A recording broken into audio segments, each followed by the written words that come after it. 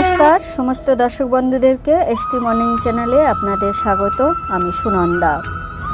হে কৃষ্ণ করুণা সিন্ধু দীনবন্ধু জগৎপতে গোপেশ গোপিকাকান্ত রাধাকান্ত নমস্তুতে।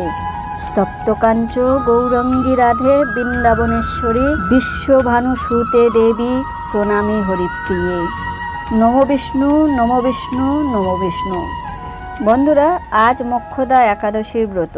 যারা এই একাদশীর পালন করেন তারা জানেন একাদশীর ব্রত কথা শোনার পর তবে এই একাদশীর ব্রত পালন সম্পূর্ণ হয়। কোনো মানুষ যদি একাদশীর পালন না করতে পারে তারা এই ব্রত কথা শ্রবণ করে একাদশীর ফল লাভ করতে পারেন। শ্রী নারায়ণের কাছে ঘিয়ে প্রদীপ অবশ্যই জ্বালাবেন, তাতে একাদশীর ফল পাওয়া যায়। আজ 1:23 থেকে 3:24 মধ্যে একাদশী পালন করবেন। 24শে ডিসেম্বর 7ই পৌষ রবিবার 6:38 মধ্যে একাদশী সম্পূর্ণ করবেন। ভিডিওটি ভালো লাগলে অনুরোধ রইল একটা লাইক অবশ্যই দেবেন আর চ্যানেলটি সাবস্ক্রাইব করে রাখবেন প্রত্যেকটা ভিডিও পাওয়ার জন্যে। পদ্মপুরাণ থেকে জানা যায় যে যুধিষ্ঠির শ্রীকৃষ্ণকে বললেন, হে নারায়ণ, আপনি তিলকের প্রভু, আমার কিছু কথা জানার আছে। প্রভু শ্রীকৃষ্ণ বললেন, কি জানতে চাও? এই মাসে শুক্লাপক্ষে যে একাদশী আছে তার নাম কি? কোন দেবতার পূজা এবং এই পূজার কি বিধি, কি ফল পাওয়া যায়? কৃপা করে বলুন। শ্রীকৃষ্ণ বললেন, অঘ্রাণ মাসে শুক্লাপক্ষে এই একাদশী মোক্ষদা নামে পরিচিতি।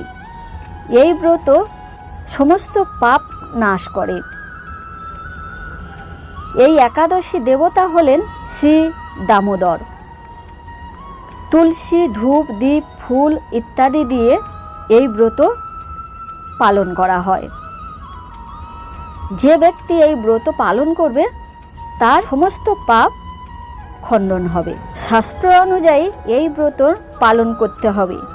এই ব্রত কথা জাগরণ করে সবাইকে শোনাতে হবে।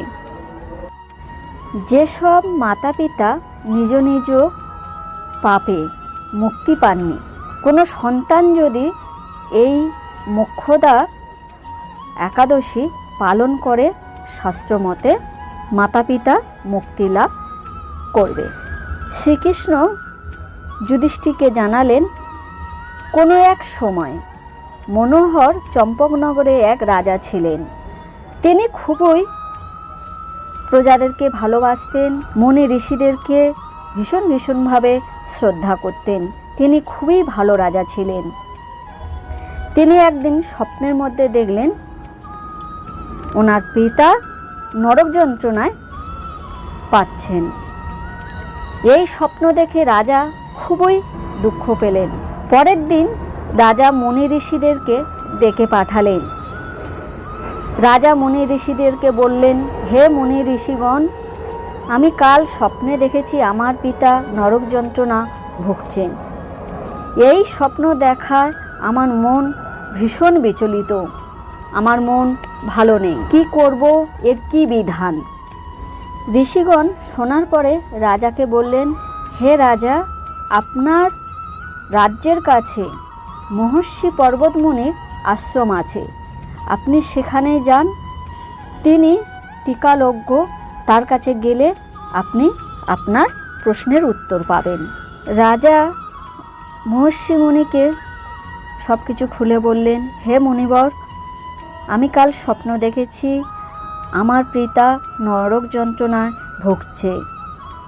আমার পিতা আমার কাছ থেকে মুক্তি পাওয়ার জন্যে আমাকে বলছে, হে পুত্র, আমাকে উদ্ধার করো, আমি কি করব? মুনিবর বললেন, পূর্বজন্মে তোমার পিতা অত্যন্ত কামচারী হয়, এই তার শাস্তি। এর কি উপায় প্রভু? তখন মুনি বললেন, মুনি ঋষি বিধান দিলেন, অঘ্রাণ মাসে শুক্লপক্ষে মোক্ষদা একাদশী পালন করে সেই ফল আপনার পিতার উদ্দেশ্যে দান করলে আপনার পিতা মুক্তি লাভ করবে। সেই কথা শুনে রাজা এই মোক্ষদা একাদশীর পালন করে ওনার পিতার উদ্দেশ্যে দান করলেন। এরকম সন্তান যেন প্রত্যেক বাবা মা পায়। রাজার পিতা মুক্তি পেলেন এবং রাজাকে আশীর্বাদ করলেন, তুমি সর্বদাই ভালো থাকো। দর্শক বন্ধুরা, আশা করি ভিডিওটি আপনাদের খুবই ভালো লেগেছে। বন্ধুরা, ভালো লাগলে প্লিজ একটা লাইক দেবেন। আর সামনে মকর সংক্রান্তি কেন করা হয় আপনাদেরকে ভিডিও অবশ্যই দেব, তার জন্য চ্যানেলটি সাবস্ক্রাইব করবেন আমার প্রত্যেকটা ভিডিও পাওয়ার জন্যে। ভালো থাকবেন, সুস্থ থাকবেন, পরিবারকে ভালো রাখবেন।